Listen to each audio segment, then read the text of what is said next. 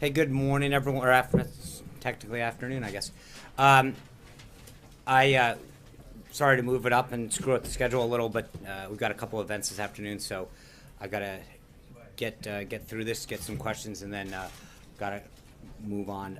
But we've got two more on-camera briefings the rest of the week. So this morning, the president just wrapped up, or is continuing to. I know some of the pool just left, but the president is currently hosting an opioid and drug abuse listening session with senior administration officials, governors, experts in the psychology of drug addiction, recovery awareness advocates, and others who've been affected by the opioid crisis.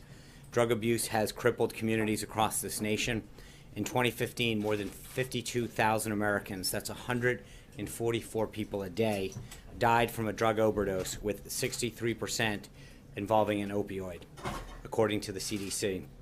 Drug overdoses are now the leading cause of accidental death in our country. As the president discussed with the group this morning, we won't be able to address this epidemic with a single solution. First, we must get struggling Americans the help that they need. Too many families have seen firsthand the destruction that drug abuse can bring, and we must also focus prevention on law and enforcement. Cheap heroin is flooding into our communities as drug cartels expand into the country, setting off a chain reaction of addiction that spreads from person to person and from family to family. President Trump has already taken executive action to strengthen law enforcement and dismantle criminal cartels. He and his team will continue to discuss how best to root out this threat to American communities with drug enforcement experts as we continue this fight. Stopping this epidemic is an issue that every American, regardless of your political background, can and must get behind. We must work together, from the leaders of the most local and community recovery and support programs, all the way to the White House, to solve this problem. The White House took a big first step this morning in our battle to combat drug addiction and the opioid crisis by meeting with these individuals, which included New Jersey Governor Chris Christie, who has been a leader in this issue, Attorney General Sessions, Education Secretary DeVos, Veterans Administration Secretary Shulkin, Homeland Security Secretary Kelly, and others were in attendance. A full list of participants has been provided.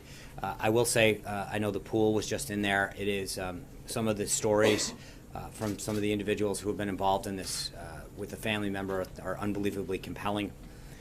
Their desire to see and to work with the administration to get this problem addressed is one that is plaguing communities, and I know the president places it at the highest priority. There was a mention by the acting administrator of the DEA that they have a program where twice a year they gather unwanted drugs. Last year they gathered over 1 million pounds of unwanted drugs. There's 5,000 sites in which people across America can drop off stuff in their medicine cabinet that is no longer used to get it out of their house. The next drop-off will be on April 29th, and I think the DEA will be putting out more information. But when you see some of the action that was taking place in this report, it is truly a call to arms for a crisis that is plaguing our country. This afternoon, the president will drop by the Women's Empowerment Panel that the White House is hosting, led by Florida Attorney General Pam Bondi, Education Secretary Betsy DeVos, Small Business Administrator Linda McMahon, U.S. Ambassador to the United Nations Nikki Haley, Senators for Medicare and Medicaid Services Seema Verma, who will all speak about the unique challenges that women and young girls face today. Vice President Pence and the First Lady will also be in attendance. The president is proud that his administration is full of so many female leaders, from who will be on stage this afternoon to those so that their incredible work doesn't always make headlines, but is certainly felt across the federal government and across our nation. Women's History Month is coming to an end, but the Trump administration is committed to empowering women in the workplace. The work that we started this month will not end at the end of this month, but will continue. The president made women's empowerment priority throughout the campaign, speaking out on affordable child care and paid family leave, investing in women's health, and the barriers faced by female entrepreneurs and business owners. In February, he and Prime Minister Trudeau from Canada launched the United States-Canada Council for Advancement of Women Entrepreneurs. This month, the First Lady hosted an event for International Women's Day in the East Wing. CMS Administrator Verma hosted a panel on women in healthcare. His daughter Ivanka held a roundtable with women business owners with SBA Administrator McMahon, as well as other roundtable with Latina business owners. And just earlier today, the First Lady joined the Undersecretary of State for Political Affairs, Tom Shannon, to present the 2017 Secretary of State's International Women of Courage Award at the State Department. The President believes, as the First Lady said this morning, quote, "Wherever women are diminished, the entire world is diminished with them. However, wherever women are empowered, towns, villages, schools, and economies are empowered, and together we are all made stronger." The Trump administration will continue to work to ensure that the American economy is a place where women can work and thrive. Later this evening, the Vice President will participate in the swearing-in of David Friedman as the next ambassador to Israel. The President is glad that Ambassador Friedman will be officially on board as we strive for a lasting peace in the Middle East. Mr. Friedman's strong relationships in Israel will be a tremendous asset to the President in furthering that mission. Finally, I want to speak about Judge Gorsuch and the blatantly political obstruction of his nomination to the Supreme Court by Senate Democrats. Yesterday, the Senate Majority Leader Mitch McConnell said that next Friday, the Senate will vote to confirm Neil Gorsuch to the Supreme Court. We welcome this news. Unfortunately, Senate Democrats have begun justifying their opposition to Judge Gorsuch by claiming a 60-vote standard for his confirmation. That standard doesn't exist, and these claims continue to be false. A party-line filibuster by the Senate minority is not a fair up or down vote. You don't have to look further than the voices of many of these same Democrats to see why. In 2013, Senator Tom Udall said, and I quote in full, "Some of us may disagree with Justice Scalia on judicial philosophy, but he was a qualified nominee. He received an up or down vote, and he was unanimously confirmed.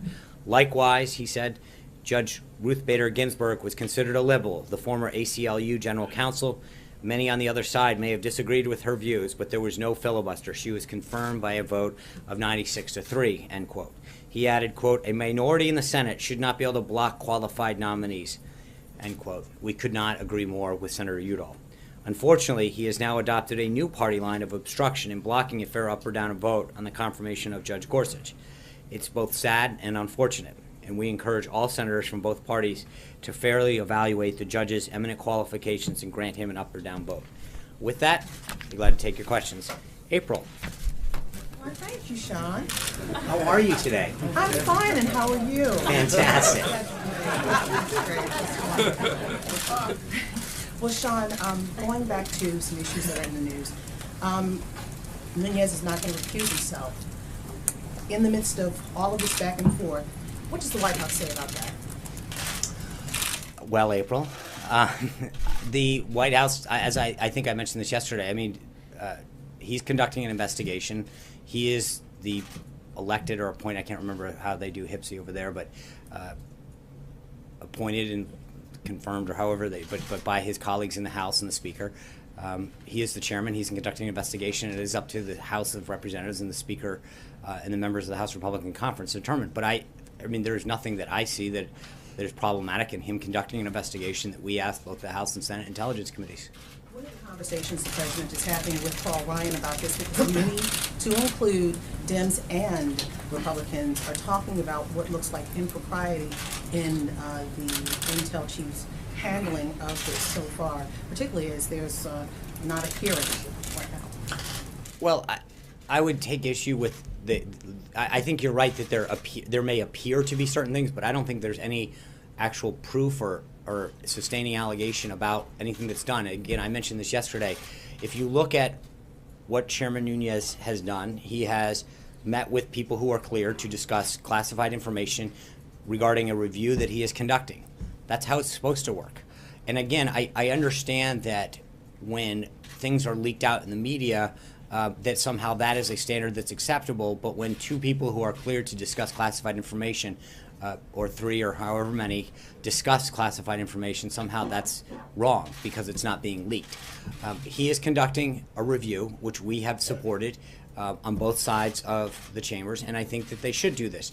But I think to start to prejudge where this thing is going, we have been supportive of it, as you know, and I think that let's let that process bear itself out and see what happens.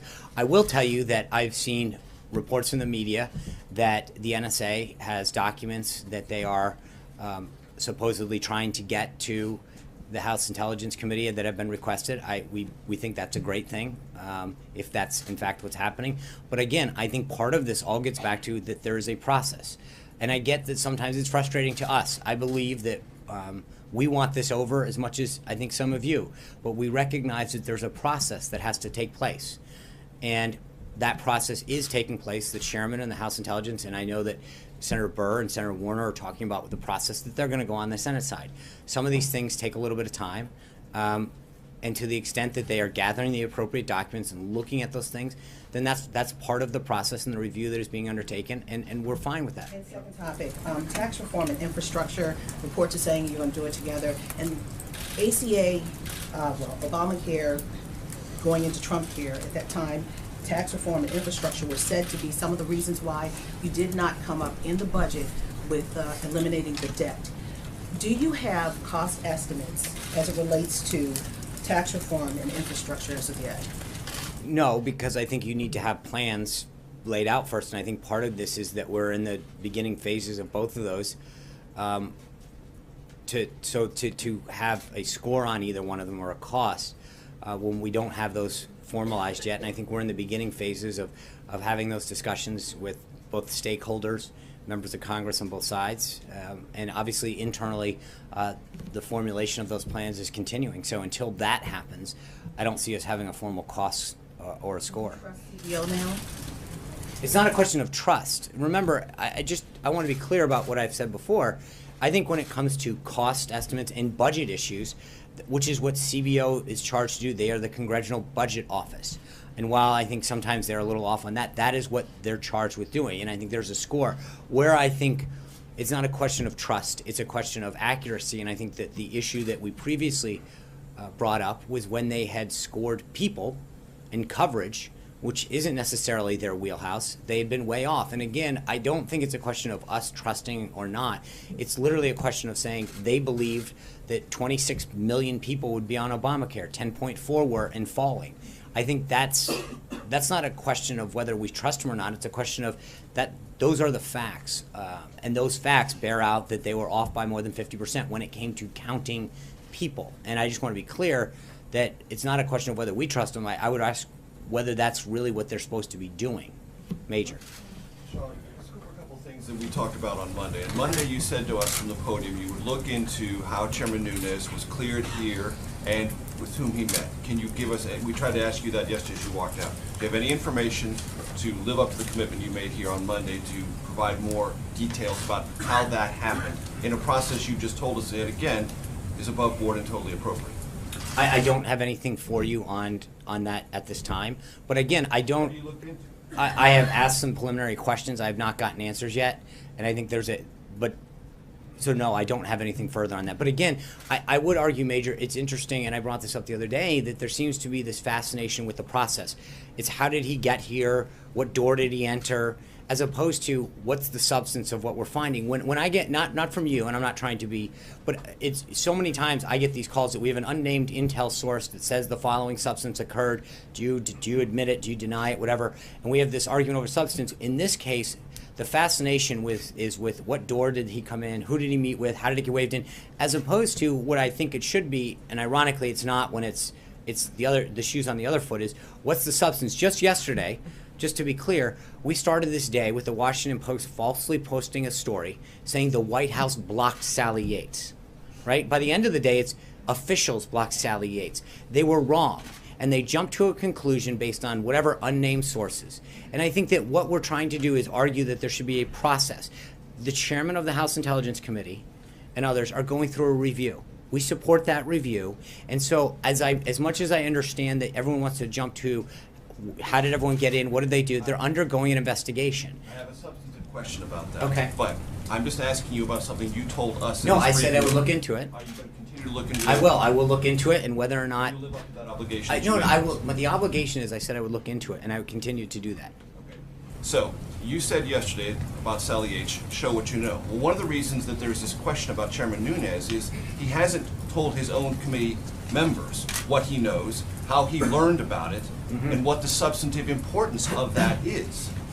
So we are also curious about that. And among the things that might be or might shed light on that, is how he got here and who he met with and what he learned. Right. We're trying to figure that out as well. I understand, and I think those are questions for Don't you him. wanna know those And I think, I he's also not think, standard, he but should be but I held think to. that, Major, that there's a slippery slope that we're talking about here, because if we start looking into certain things, then the accusation the next day is gonna be, you know, you looked into this, can you look into that? Why did you ask this person or not? I mean, a couple of weeks ago when there were stories about whether or not we called certain people and we did. So we're damned if we're doing, we're damned if we don't on this stuff, because on the one hand, you want certain answers. On the other hand, you want to talk about us being involved. And I think we've tried to keep, if we asked for an investigation, and at the same time, we've tried to make sure that we allow that review to go on, that both the House and the Senate Intelligence. So we can't cherry pick every time that you decide that a piece of information is relevant to what you want. I think that we know that they are undertaking a review. Hold on. Going on, and the members of the very committee But that's- themselves say they don't know Fair enough, what is and being that's discussed. right. How is the process going forward? How is that a workable Okay, process? but what I'm saying is, the answer to that question is, that's a question for Chairman Nunez. I don't have any authority over how the House Intelligence Committee conducts itself. That's a question. You have authority about whether he gets into this building and can I- review I- secured information But- on this site. But how he conducts himself with his members, when and where he shares things, et cetera, are issues for him and the committee and the House of Representatives, not for us. That's it, plain and simple. John. Sean, we know that members of the House Freedom Caucus, the Tuesday Group, Republican Study Group, are up on the Hill trying to see if they could come to some sort of an agreement to find a way forward on health care. How real does the White House think this possibility of resurrecting health care is? Well, I think the president from the early days of his campaign talked about repealing and replacing. It's a commitment that he made. I think he'd like to get it done. But he also understands, and I don't want to be, I want to be completely consistent with two things. One is he understands that in order to get to 216, we have to make sure that it does what he said it was going to do, that it achieves those goals of lowering costs and creating more options. And so we're not going to create a deal for the sake of creating a deal that ends up being not in the best interest of the American people. You've got to know when to walk away from a deal that is going to end up bad. And he wants to have a good deal. And so the deal that he's looking for is willing to have members come and talk to him and engage with on this whole area and figure out what it would take, what their ideas are to get there to grow that vote. And if they can do that and get to an area where we will have a majority of the House and can move it to the Senate, then we're going to engage in that. But we've seen members of both sides of the aisle engage with the White House on ways that are potentially ways to get there. And so it's a conversation, and we're not trying to jam that down anyone's throat right now. It's an ongoing discussion. Does the White House share the frustration of many Republicans in Capitol Hill and the sentiments that the House Freedom Caucus, quote, botched this? I think the president's comments on this speak for themselves. I just have one more. Of course. And on the same thing. The president and members of the White House have suggested that maybe we could get some Democrats on board, healthcare reform. That the fact that no Democrat, not even one Democrat, supported the last attempt, and given the desires of the Freedom Caucus versus what the Democrats would be looking for, is it reasonable to think that even one Democrat would come on board this? No, I mean, I think it is not unreasonable No, I said, is it reasonable? I think it depends on how they want to get there. I mean, again, there's a balancing act. It's not about just picking up one. It's picking up enough to get to 216, and it's what does that take without compromising the principles that you want to achieve. So is it possible? Sure, that there's a handful or so, or maybe more, Democrats that are willing to engage, but it's worth the conversation. But again, isn't this kind of a Boehner tactic to say, okay, if you're not going to work with us, It's not- as no, Freedom it's a- Caucus, we're going to go to the Democrats? no, it's a tactic to get to. I mean, it's a math tactic. It's how do you get to 216 in this case, and it's engaged with whoever will get you to that number. Now, as I mentioned yesterday, I mean, over the course of 17 months, Obamacare, failed and started multiple times. It went off on multiple different tracks, including single payer, until it finally came back. And ultimately, upon Scott Brown's election, they jammed it through and did it so quick to make sure that the Secretary of Human Services. But I get it. And so we're 21 days into this process, 22 probably today. So we'll see. But I think the idea that the president has put out there is that if people want to float ideas and suggestions on how we can grow this vote and get to a majority, he'll entertain them. Tamara. Yeah, thank you. I have sort of a lightning round about opioids. Is a commission being created? Is Chris Christie the head of that commission? He was sort of talking about it, but I haven't seen anything on it. And what sort of timeline will that commission have in terms of presenting findings, or what's the goal of this thing? Well, I think it's easier to start with the goal. I think if you see the roundtable, and I know the pool will have a readout of this afterwards, the goal is to figure out, I think Governor Christie's been a leader of this in New Jersey. It's an issue that plagues countless communities more and more. And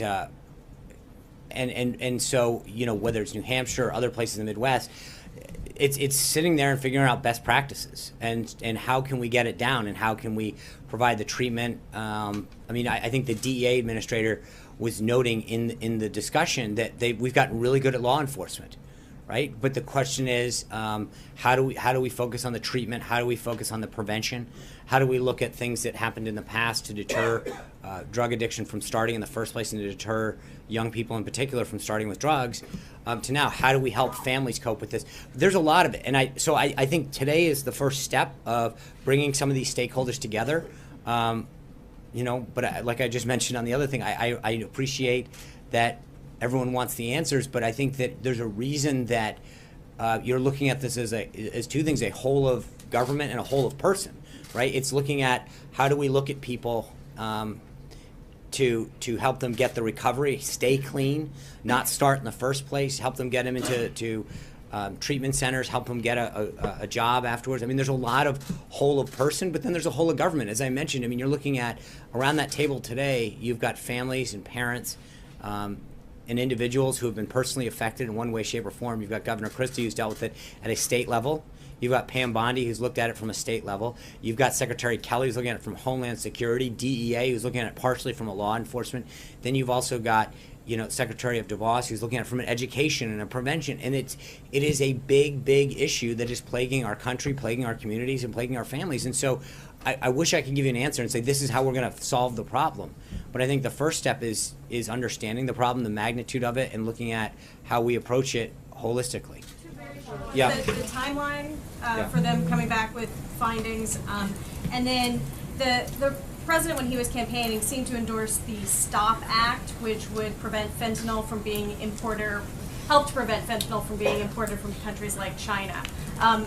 Would he use his presidential bully pulpit to sort of push for that legislation now, which has not really gotten off the ground yet over in Congress? That was one of the, not the specific piece of legislation, not the topic in particular, but I think there was a lot of discussion about fentanyl and the rise of it today. And I think the Attorney General brought that up and was talking about the escalation of that from the 1980s to now. And so there is a look at it. But I again, as I mentioned, you've got the Attorney General there, law enforcement, education. Part of this is to really look at this and figure out what are the ways that we can address it from coming into the country. And the DEA administrator was talking about it, especially the flow from the southern border. But then you look at it from a law enforcement issue, a prevention issue, and a treatment issue. And this is I wish I could give you a really easy answer and say, here's the silver bullet that's going to stop this. But we recognize the growth of this problem in this epidemic, and how do we solve it going forward? John Gizzi. Thank you, Sean. Yesterday, Prime Minister Theresa May signed the letter that began the process for Brexit. A week ago, on Friday, Jean-Claude Juncker, who is the President of the European Commission, used some unusually strong language about the President, saying that his comments encouraging other Brexits could lead to war among the Balkan countries. And he also said in the end, and is quoted on page 1 of the Financial Times, that the President does not know a lot about Europe. What is the President's response to that? To Brexit in particular? Or to the comments by President Juncker of the European Commission and to Brexit? I think the President is very well steeped in world affairs, especially Europe, NATO, all of the issues. He was a leader in the effort to call Brexit, as you know. And obviously with respect to that, we respect the will of the British electorate and Her Majesty's government in taking steps of departing the European Union, whatever future the UK-EU relationship looks like. We want the UK to remain a strong leader in Europe, for both the UK, the EU, and Europe to remain strong leaders globally. So you know, I think both on the EU and on that's Ronica. Thank you. I have two questions or topics, if you will. Just the first, what's the White House reaction to the shooting today at the Capitol?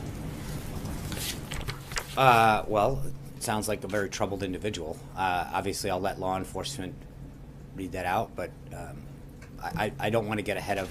From what I understand and what I've seen, it sounds like a very troubling instance. I think, again, I don't want to get ahead of this, but it looks like law enforcement. I appreciate the efforts that the Capitol Police and others took. I mean, you literally watched people put their lives in harm's way today to protect tourists and other citizens, and so I want to commend the work of the Capitol Police and the work of law enforcement to continue to protect us at this time when Washington is in its glory with the cherry blossoms out and so many people are coming here to visit the Tidal Basin and their House of Representatives and the Senate and walk around Washington, D.C. It's reassuring to know that so many brave men and women are willing to put their lives on the line to make sure that the city stays safe. A second topic. Last weekend, the president spent the weekend here, not at Mar-a-Lago. I'm wondering, was that in any way in response to some of the pushback he's received about the cost associated with those trips? And part two of that, does he plan to be here again this weekend? So no, yes. He will.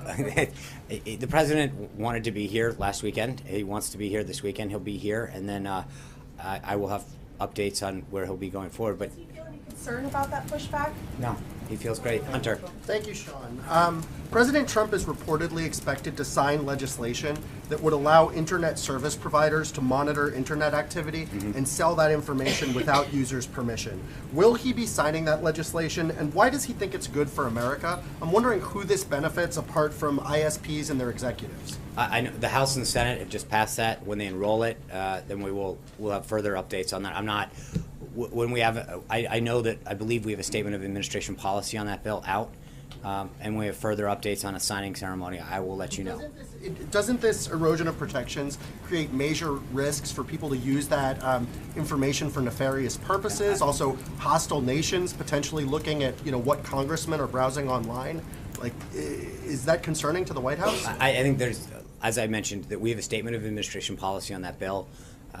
That we'll have further updates, and when we do, we sign it. I'm sure we'll have further details on why. Zeke. John, two questions and two topics for you. The commander of CENTCOM was up on the Hill earlier today and testified that the U.S. government believes that Russia has been supplying materially the Afghan Taliban. I was wondering if the White House has any response to that testimony, and does it believe that that's a constructive effort? I'm sorry, who's testifying? The commander of CENTCOM. Yeah, okay. That that's a constructive effort on the part of the Russian government in that region. I know there are several entities looking into this, and I'm not going to, I will say that DOD's response speaks for itself. We understand the intelligence on this. The president's been briefed on it. So I'm not really sure what specifically you're not condemning that action on the part of the Russian government right now. I think the commander, the CENTCOM commander's testimony speaks for itself on that. Second topic for you. About a month from now, the government will run out of money for another CR, as I'm sure you're aware. The president talked a lot about the campaign and in his budget request, funding for a border wall on the southern border with Mexico. Is that a deal breaker for the president in any sort of government funding measure in the next month or so? So on April 29th, the CR expires, the continuing resolution, and we are going to be working with Congress on that, on the FY17 budget that needs to go forward. I know Director Mulvaney has talked about that. I'm not going to get into the specific details. I know that if you saw the budget they put out, I think it's $1.6 or $1.7 billion that he's initially put in the FY17 for the beginning of that wall, and there's 2.6 billion isn't there. I think that is our request. We will continue to work with Congress on how to move forward with the rest of fiscal year 17's budget. Blake? Thanks, Sean. Let me pick up where John left off on healthcare. The president here last night, speaking to senators, said, quoting here, "I know that we're all going to make a deal on healthcare that is such an easy one. I have no doubt that it's going to happen very quickly." What is the renewed sense of optimism, and what exactly is very quickly? Well, I think there's a little bit of sound that needs to go with that. I think he was having a little bit of fun with some previous comments that have been made with respect to how easy it would be to get health care. But there is a renewed sense because I think, the comments and the calls that the president has gotten, as well as the vice president and other members, of the senior team that have come in and said, we believe that there is a path forward. We have some ideas. We'd like to talk to you about that. I know I've seen some of the reports that have been put out regarding some of the individual members of the Senate and the House that have been up here meeting with our team. And I think there's a lot of people who have some ideas about how to move forward. And we're entertaining those. But I think the interesting thing is that despite the setback that we got last Friday, I think there is a renewed willingness from a lot of members who've made commitments to the American people and to their voters that they want to see this done, and they understand that not getting this done means that, as I said, and the president echoed when he went up to the House Republican Conference, that there's going to be a consequence for this. People need to be taken at their word. There's a lot of members that made a commitment to their voters, to their constituents, that they were going to get something done on this and repeal and replace it and address the healthcare situation, and that hasn't gotten done. And I think that's a concern for them. And let me ask you real quickly, you say that you embrace the House Intelligence Committee review of all of this. John McCain said earlier today that because of the potential schism within that committee, that there should be a select committee that goes from this. Would you embrace that if that happens, and what would your response be? Again, I'm not going to get into House and Senate matters, but I as I mentioned at the outset to April, I believe that people, like, all that is, how they conduct themselves internally is up to them. That's obviously not for us to decide. But I think the question that I still think is outstanding is that what has happened is a review was called for, that part of it was already ongoing from what I understand, especially on the House side. And the chairman of that committee has gone and sought information and individuals who believed that information to further the review. I'm really not sure how that's anything other than what you're supposed to do. And I think that is consistent with what he's talked about. Dave Boyer. Sean, thanks. Two questions. You mentioned Senator Udall opposing the Gorsuch nomination. He was here at that party last night. Did the president try to work with the room with him and other Democrats about the nomination last night? I know he and the First Lady and others spoke to a variety of senators. I wasn't keeping tabs on everybody that he spoke to, but I do know that he had an opportunity to speak to a lot of different senators, and he's talked to a lot on the phone. So I don't know about Senator Udall himself. And secondly, 2/3 of the Democratic senators did not attend the party last night. Did that disappoint the president?